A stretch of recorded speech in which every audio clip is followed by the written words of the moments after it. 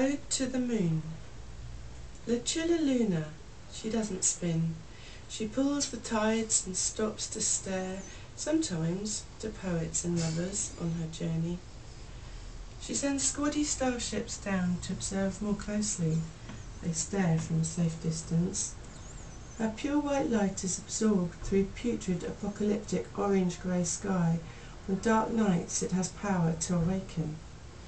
Pull us, my lady, I feel you in my womb and mind, ebb and flow, fast and slow, small on cold nights, refracted huge in summer. Autumn is your holy days, harvest moon, when fruits are ripe and seeds are flying, grains ripen to cut, fill your cup.